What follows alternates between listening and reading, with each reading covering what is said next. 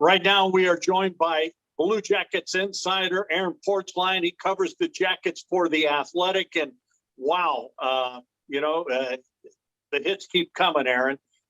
You look at the trade of Nick Foligno, the captain of this club. You hate to see it happen, but the Blue Jackets get another first-round pick, right?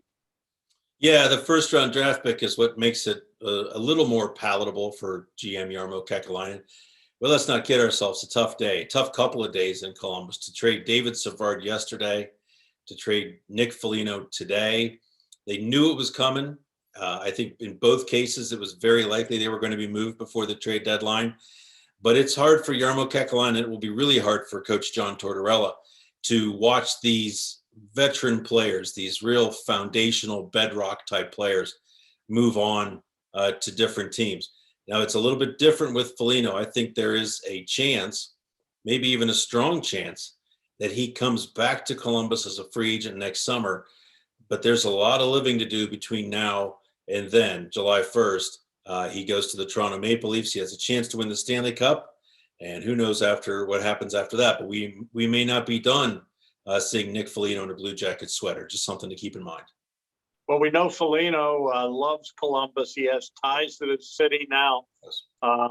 Yes. But like you said, you just don't know at this point. But it would not surprise you if he came back in the summer. Correct. And that's not something that the team and the player can agree to now, at least not contractually, not on paper. But it has been discussed. And the team he's going to, Toronto Maple Leafs, they have significant salary cap issues. They had to bring a third party into this trade today, San Jose, just to help alleviate some of Foligno's salary so they could fit it under the cap. It's not a likely destination for him to resign next summer because their cap room will again be exhausted with their star players up front and in goal. Columbus will have the cap space for that. Now, Foligno's not going to make $5+ million like he did before. But I do believe the Blue Jackets have an interest in keeping him a part of this organization. And certainly Foligno has come to love this city, loves the franchise, loves being captain here.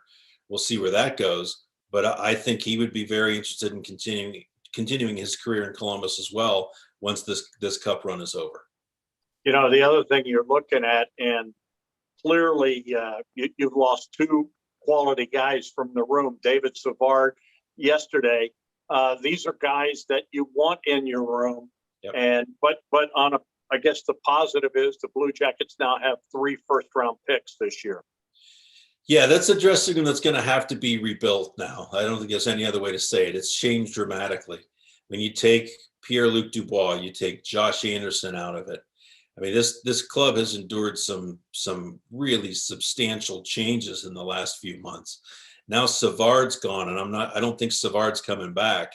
Foligno could come back, but what is he coming back to? He's coming back to a vastly different room. This is the transition that the Blue Jackets, I think, tried to push off or avoid. But with all of the player losses, the way that this team played in the first 3 months of this season, they're pretty clearly a seller at this trade deadline. They needed to be. They're not going to make the playoffs. And so it's time to cash some of their chips in. Now, of course, the big deal, Tom, is what do they do with those 3 first-round draft picks? This is not the first time they've had 3 firsts. They've had them before, actually, in 2013, which was Jarmo's first year in Columbus. You hope they do better with these 3 first-round draft picks than they did with those 3, because they spent those on Alexander Wenberg, Kirby Reichel, Marco Dano, none of whom are still with the organization. Wenberg pretty good for a couple of years, but now plays in Florida. They would want certainly to get a lot more out of those first-round draft picks this year. You know, Porty, this is looking more and more to me like it's going to be a rebuild in Columbus versus a reboot, especially if John Tortorella is done at the end of this season. What are the chances he's back next year, do you think? Well, it's not settled yet, and he is in the final year of his contract, so of course there's going to be talk about that. I think the strong indications are that he is not going to be back, and I think that may well be a mutual decision. He's been here 6 years. It's undoubtedly the best run any coach has ever had in Columbus. He's the winningest coach in franchise history. 4 straight playoff berths, Jack Adams Award. He was a finalist another time. It's been an incredible run here for Tortorella. But your question about reboot or rebuild, I think the plan still for Jarmo Kekalainen as of now is to reboot, is to not take 5-6 years to rebuild this, but to take a step back, maybe a year, couple years, and sort of recharge with some of the star players they have left in town. But for me, the difference between reboot and rebuild, Dom, is what happens with Seth Jones. And when they go to him this summer to extend him, if he's not amenable to signing a contract extension, then he's probably going to be moving on. He's signed through next season still, but they'll know this summer if he wants to resign or not. If he wants to come back, I think maybe it's a reboot. If he wants to move on, it's pretty clearly a rebuild. You know, this club came into this season with high expectations. You know, they made the playoffs the last couple of years, had some good runs, made some noise. How shocked, are you that what we've witnessed this year? And more importantly, how shocked are they inside, those that put this thing together?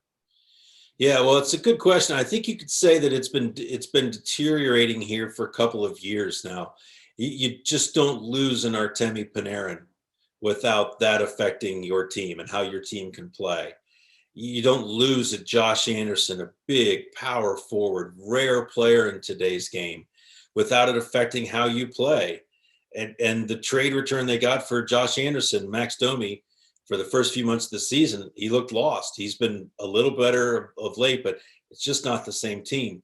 But Dom, when you look at what this team has gone through here since the start of the season, their top three centers at the beginning of the year, Pierre-Luc Dubois, Max Domi, Mikko Koivu.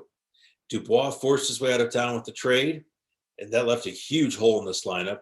But Domi's inability to play center, especially early in the season, they moved him to forward. That was another huge hit for this team. And then Mikko Koivu retires. There are very few teams in this league. I don't think there's any team in this league that can lose its first three centers and not have that be a devastating effect to your lineup and to your offensive approach every night. And I think you could see it from this team. It's just has been wildly inconsistent right from the very start. Trade deadline is tomorrow. Are they done, or might we see something else? Oh, we could very well see something else. I think if you think sort of a moderate type move, Michael Del Zotto, a defenseman for them, is also a UFA. He's a player that I would have value to playoff teams as an extra guy, a third pairing guy. But I also think it's not ruled out at all that Jarmo Kekalainen gets really aggressive. He's got two goaltenders. He can't keep them both. They're both UFAs after next year, but he'll want to make a move on that soon. So it's not out of the question that Jonas Korpisalo or Elvis Merzlikins is on the move. And the real wild one that I think is unlikely, but not out of the question, is that Patrick Laine, who they just acquired 2.5 months ago, there's talk around the league that people expect the Blue Jackets to be willing to listen about perhaps flipping Patrick Laine, because he has been a pretty poor fit here in Columbus so far. And it could be a couple of years before this roster is improved and shaped in a way that can really accentuate and accelerate his game and make him a difference maker here. Porty, last thing, and let me preface this by saying I'm a big fan of Coach John Tortorella. Yeah. I loved covering the guy, and he brought a lot of joy to Blue Jackets fans. But if this is it for him, you really hate to see it end this way for him, don't you? You do. And let me be clear, it's ending this way for him in Columbus. I fully expect he'll coach again someday in the NHL. I don't think he's done coaching by any stretch. But he leaves Columbus. I don't think there's any way anyone could argue that he's leaving this town and this organization in much better shape than he found it. Like we said earlier, 4 straight playoff berths. Dom, go back and listen. Anyone who's listening to this, go back and find John Tortorella's pregame speech to the Blue Jackets before the Tampa Bay series in 2019. That's the kind of guy you want to play for. An absolutely incredible motivational coach. He's had some moments in Columbus, good and bad, but mostly the players in this franchise, this organization, have loved him, have loved playing for him. Most of them feel as though they're better players having done so. And like I said, he leaves Columbus, Ohio in much better shape than he left it. A legend of the game that we've been fortunate to have here for 6 years. Are they haunted by what happened the last year that they had Panarin and Bob, and they came out and shocked Tampa Bay, and you think about they had Boston on the ropes. I mean, I thought they had a shot to win it all that year. Yeah, and they did too. They did too. And you look back and you realize the trade deadline moves that they made going forward in a way that Columbus has never gone forward before at the deadline. It was only 2 years ago, and how vastly different this feels right now. To lose Savard, to lose Foligno, maybe to lose some more guys at the trade deadline. That team in 2019 that had a chance to go all the way, really has been dismantled before our eyes pretty quickly. And now it's time for the Blue Jackets to rebuild again. And again, if it's, to use your phrases, if it's a reboot, we're talking a couple of years maybe. If it's a rebuild, we're talking more than that. And that's an inexact process. It doesn't always go in a straight line. So it could be some difficult years here for the Blue Jackets.